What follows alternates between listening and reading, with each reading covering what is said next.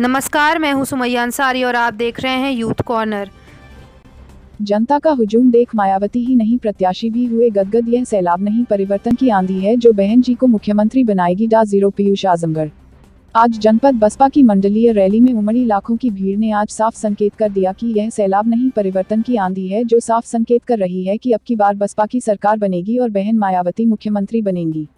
आजमगढ़ मंडल की 21 सीटों पर बसपा का प्रत्याशी भारी मतों से जीत हासिल करेगा। उक्त बातें निजामाबाद बसपा प्रत्याशी .0 पीयूष सिंह यादव ने उपस्थित जनसमुदाय को धन्यवाद ज्ञापित करते हुए कही। बसपा सुप्रीमो मायावती का आभार व्यक्त करते हुए उन्होंने कहा कि मैं यह विश्वास दिलाता हूं कि मैं आजीवन बसपा की नीतियों का पालन करते हुए सर्वजन हिताय के नारे को आगे बढ़ाता रहूंगा। उन्होंने अपार जनसमूह को देखते हुए कहा कि पश्चिम से उठी लहर पूर्वांचल में सुनामी बनती हुई साफ नजर आ रही है और यह सुनामी विरोधियों को शांत करने का काम करेगी। इस मंडल की 21 सीटों को बसपा भारी मतों से जीतेगी और बहन मायावती को मुख्यमंत्री बनाने का काम करेगी। आजमगढ़ से पद्माकर पाठक की खास रिपोर्ट।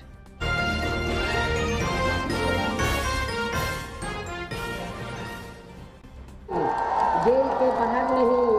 बल्कि जेल के अंदर ही सही जगह होती है। इतना ही नहीं बल्कि वर्तमान भाजपा सरकार ने जाति, धर्म व राजनीतिक द्वेष की भावना के तहत जिन लोगों को खासकर धरना प्रदर्शन आदि के नाम पर जबरदस्ती गलत धाराओं में फंसाकर उन पर अनेकों केस चलाए हुए हैं, तो उन मामलों की भी सही से जांच करा के उनके केस भी खत्म कर दिए जाएंगे। इसके साथ साथ प्रदेश में खासकर शिक्षा के क्षेत्र में व अन्य और विभागों के भी कर्मचारी जो आए दिन अपनी मांगों को लेकर धरना प्रदर्शन एवं हड़ताल आदि करते रहते हैं, तो उन सभी मामलों को निपटाने के लिए एक आयोग का भी गठन किया जाएगा और उनकी सही मांगों को मान लिया जाएगा, जिसमें कर्मचारियों की पुरानी पेंशन व्यवस्था को भी लागू करने का मामला शामिल है। पुरानी पेंशन व्यवस्था को लागू किया जाएगा। इनके अलावा सर्वजन हिताय व सर्वजन सुखाय को लेकर अन्य और भी जरूरी कार्य किए जाएंगे, लेकिन ये सभी कार्य करने के लिए इस चुनाव में यहाँ बीएसपी को सत्ता में लाना बहुत ज़रूरी है,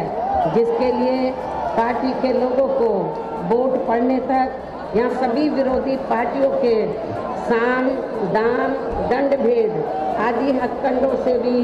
जरूर सावधान रहना है। और इस मामले में विरोधी पार्टियां चुनाव होने से कुछ समय पहले व चुनाव के दौरान भी अपने अपने पक्ष में हवा बनाने के लिए खासकर मीडिया व ओपिनियन पोल एवं सर्वे आदि का जो बड़े पैमाने पर गलत इस्तेमाल करती है, तो उससे भी आप लोगों को बिल्कुल भी गुमराह नहीं होना है। जैसे सन 2007 के हुए विधानसभा चुनाव में उस समय मीडिया में जो बीएसपी को लेकर ओपिनियन पोल व सर्वे आदि दिखाए गए थे, तो जब वो रिजल्ट आया, उस समय रिजल्ट आया तो वो गलत ही साबित हुए थे। इस बार भी आपको उन्हें गलत ही साबित करके दिखाना है। इसके साथ ही पूर्व की तरह इस चुनाव में भी विरोधी पार्टियों ने विभिन्न रूपों में जो अपने हवाई व प्रलोभन भरे चुनावी घोषणा पत्र आदि जारी किए हैं, जिन्हें सत्ता में आने के बाद ये पार्टियां अधिकांश अमल में नहीं लाती हैं, तो उनके बहकावे में भी आपको कतई नहीं आना है, जिन पर से अब जनता का काफ़ी हद तक विश्वास ही उतर गया है। इसलिए इस मामले में बीएसपी किसी भी चुनाव में विरोधी पार्टियों की तरह अपना कोई भी चुनावी घोषणा पत्र आदि जारी नहीं करती है। पार्टी के सभी छोटे बड़े पदाधिकारियों एवं कार्यकर्तागण, आज आप लोग उत्तर प्रदेश में विधानसभा के लिए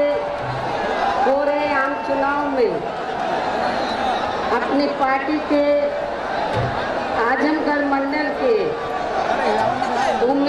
वालों के समर्थन में मुझे सुनने के लिए यहाँ लाखों लाखों की संख्या में इकट्ठा हुए हैं, तो उसके लिए मैं आप सभी लोगों का हार्दिक दिल से आभार प्रकट करती हूँ। इतना ही नहीं, बल्कि आज आपके गाँव में योगी जी को उनके मठ में जरूर भेज कर ही रहेंगे।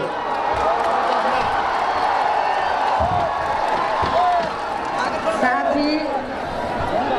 यहाँ अपने आजमगढ़ मंडल से बीजेपी व सपा आदि का भी जरूर सफाया करेंगे।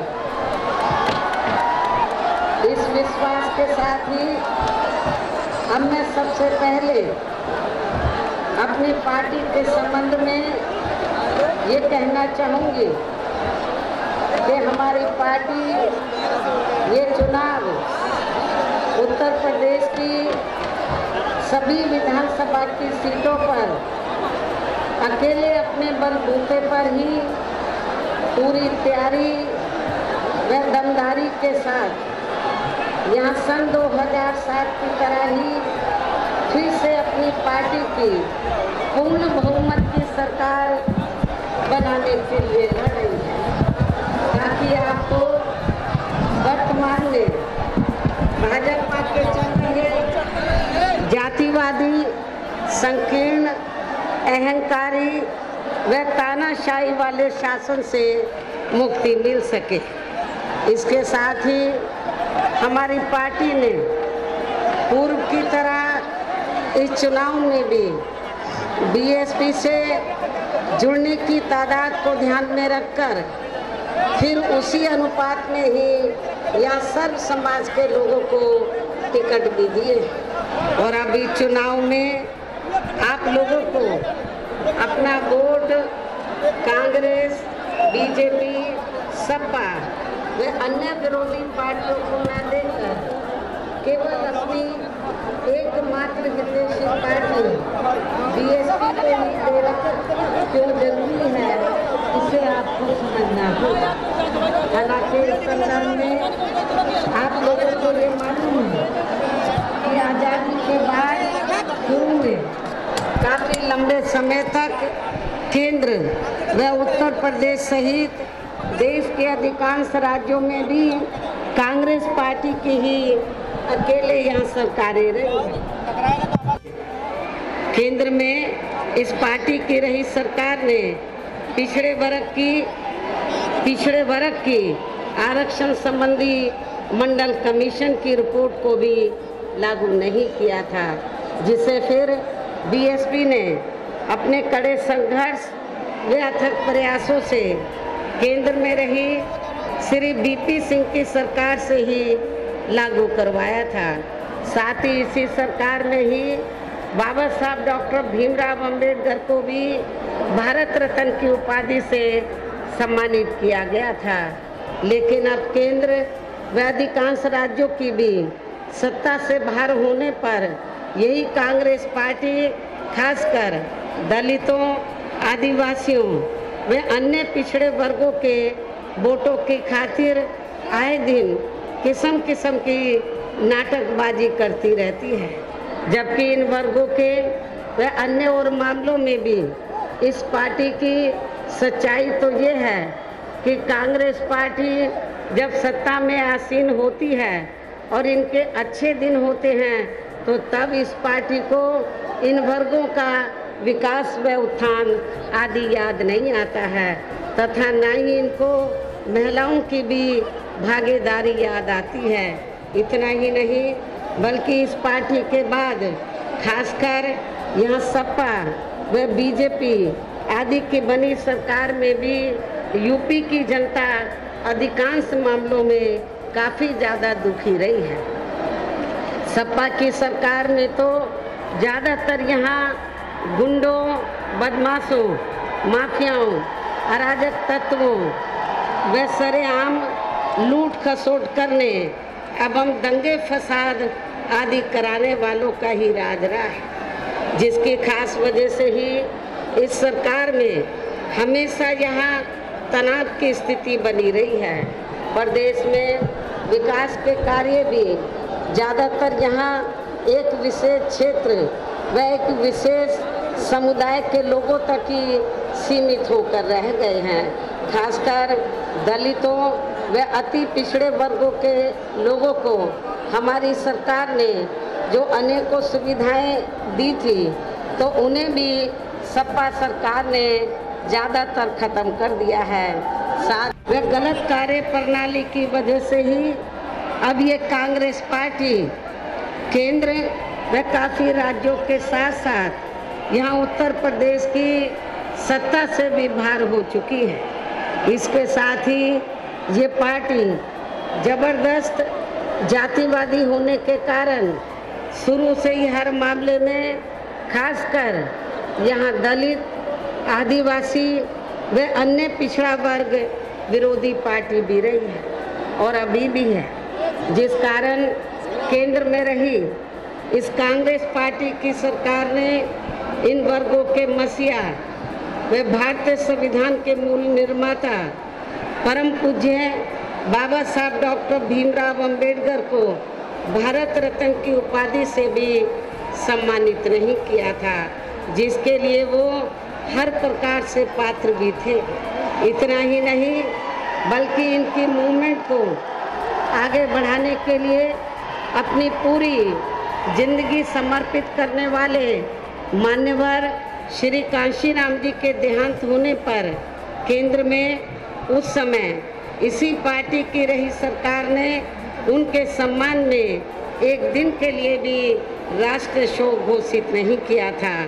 तथा गुरुओं व महापुरुषों के आदर सम्मान में हमारी सरकार द्वारा जनहित की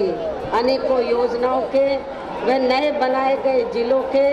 तथा यूनिवर्सिटी व पार्क आदि के जो नाम रखे गए थे, तो उन्हें भी अधिकांश सपा सरकार ने बदल दिया है। इस प्रकार से इनके प्रति ये है इनका असली प्रेम व सम्मान आदि, जबकि हमारी पार्टी तो इन मामलों को लेकर ये भी सोचकर चल रही थी कि सपा सरकार के हटने के बाद शायद बीजेपी की सरकार सपा के इन फैसलों को जरूर बदल देगी, लेकिन ऐसा नहीं किया गया, जिससे सपा की तरह ही बीजेपी सरकार की भी इन वर्गों के प्रति तथा इनके संतों, गुरुओं व महापुरुषों आदि के प्रति भी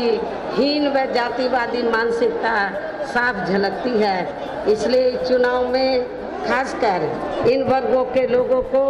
सपा के साथ साथ बीजेपी को भी सत्ता में आने से जरूर रोकना है। इसी प्रकार